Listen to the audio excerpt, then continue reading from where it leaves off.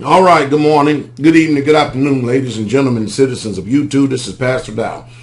Got two things going on here, two questions that is constantly asked of me, especially for those people who exercise. Number one, they want to know, Pastor Dowell, what happened to you? It seemed like you're melting away on me.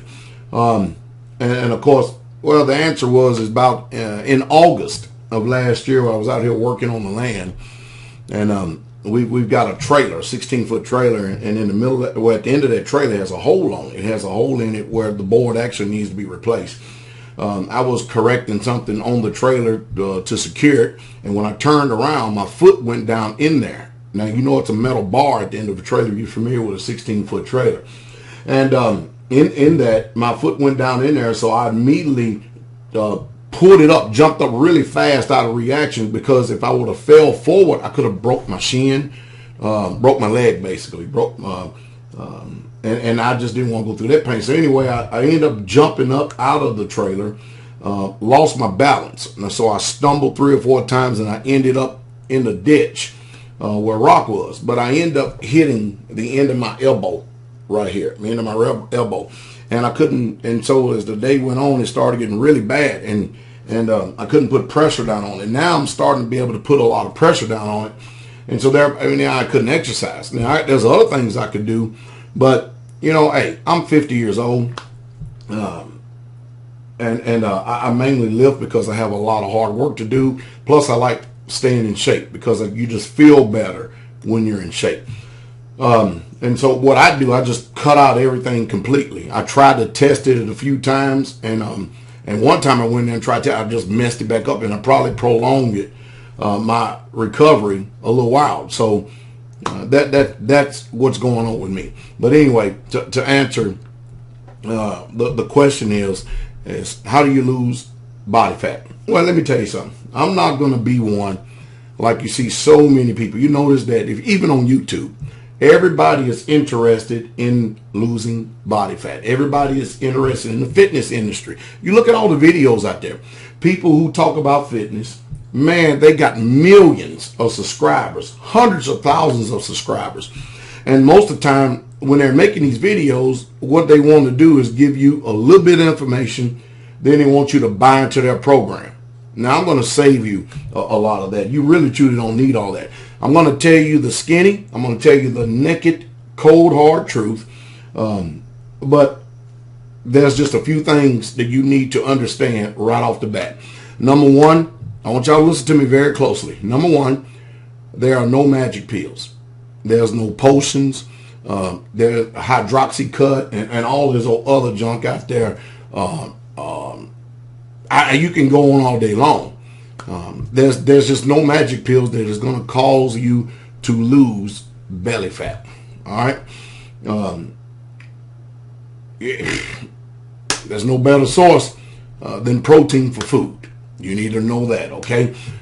So literally, if you want to look at it, there's truly no easy way out of this. Diet and exercise is the only thing that works. Period. You can do one and not have the other, and you're gonna end up in right back in the same old place that you started, because you did one thing but you left the other undone. You can't have it both ways.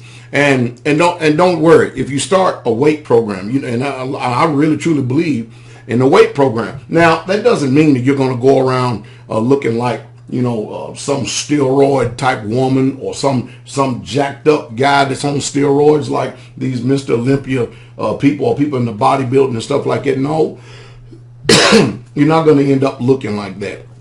But those two things starting off from the bat, you need to understand, okay?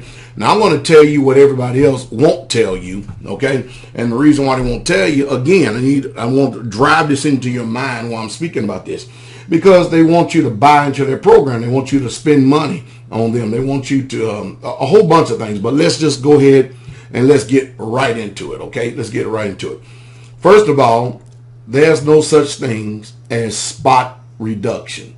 For instance, men and women, a lot of times people have trouble carrying a lot of fat around the midsection. Some people carry it behind their, on their arms, behind their arms. And some people carry an extraordinary amount on their legs and stuff. And so there are myths out there that tell you that, if you do this exercise, you're going to spot reduce the fat, or you're going to start burning fat from that area. Or they'll get these little things and stick it on, these bags and everything else, these neoprenes and stuff, and they'll stick it on and think that's going to burn fat from that area. No, all you're doing is heating it up. Fat comes off evenly from the body. Did y'all hear what I said? Fat comes off evenly from the body. There's no such thing as no spot fat reduction and all this other stuff. It's just, it ain't going to happen. All right. And you lose it across your body. All right. That's what's going on. And so what you're really saying is, when you're saying that, okay, Pastor Dowell would like to lose fat. No, you would like to lose body fat. That's what you'll like to lose, because you're not just going to lose fat from this one area. That's just so happen to be an area where fat stores, if you understand what I mean. The ideal is to turn your body into a fat burning machine, thereby making you healthy. Because, when you have fat in your body, there's a lot of poisons, there's a lot of toxins, there's a lot of things that's being stored. And of course, what does this do? It overworks your liver, your kidneys, your heart, your lungs, all your organs. It overworks it. And that's how disease come in, diabetes and all kinds of stuff. High blood pressure. I can go on and on. All this stuff is a detriment to your body, okay? So the idea is that you need to know how to, watch this, you need to know how to use the stored body fat as energy, because your body don't like that. Your body, it wants to use the stored body fat as the last form of energy, because it's designed to try to protect itself, all right? Now, well, how do I get my body to start using its own stored body fat as energy, Pastor? Now, how do I do that, all right? Let me give you an example. I often tell people this, and I've used it 1,000 times over the years. And when people say, I can't lose body fat, I can't lose fat, I just can't do it. I try everything. And yet, again, back to the beginning. If you're not exercising with discipline faithfully, you can forget it. You can go on a diet to where you're not eating certain things, you're starving yourself. All you're going to do is relapse, and you're going to end up worse in your body, because you're not doing it the right way. Will you see results if you starve yourself? Sure you will. But let me give you an example. If you're on an island, abandoned somewhere and stuff, and you're an obese person, okay, and then you have a skinny person right next to him, the obese person would actually live longer than the skinny person if there's no food. And the reason being is because the body is going to start using the stored fat as energy. That's what it's going to do. And it's going to actually keep itself alive that long. But you will not die an obese person. You will die a skinny person. So when people tell me that they can't lose, the problem is a whole bunch of things. Number one, psychological. Number two is your addiction to sugar. Your addiction to sugar and your addiction to starches. And I don't want to try to make this some type of comprehensive video. I just want to go ahead and go straight to it. But I really have to say all these things. So you got two choices. You can sit there and starve to death and wait for God to drop manna out of the sky, or you can learn how to hunt. That's what you can do. But in other words, there is nobody that is obese and say that they can't lose fat, die fat. They're going to die skinny. All right. So sugar is the main problem. Sugar is a big time. Matter of fact, in the many forms that it has, especially in high fructose corn syrup, and all these different sugar packs and everything they have out there, aspartame and all this other stuff, that's a detriment to you, especially diet soda. Oh, man. Any type of stuff. You're going to have to actually discipline yourself to where you're limiting sugars. Now, I'm going to go ahead and tell you how to lose it, but whether you do it or not is another story. You see, you need carbohydrates, and they call them complex carbohydrates. I've said this before. You need beans, sweet potatoes, oatmeal, food. And I'm gonna reiterate this again. There's no magic pill. There's no protein shake that you're gonna buy in all these cans out here, or anything that is gonna give you the necessary nutrition that you need. I mean, not only do you need nutrition from meats, all right, you need meats, which carry creatine and a bunch of other stuff. You also need to eat a boatload. I mean, a boatload of greens. Why? Because they're low calorie, and then they have micronutrients in them, which would actually supply your body with what it needs. So when is the best time to work out then? Well, the best time to work out is early in the morning, as soon as you wake up, before breakfast. Breakfast means you breaking a fast. Breakfast, break, fast.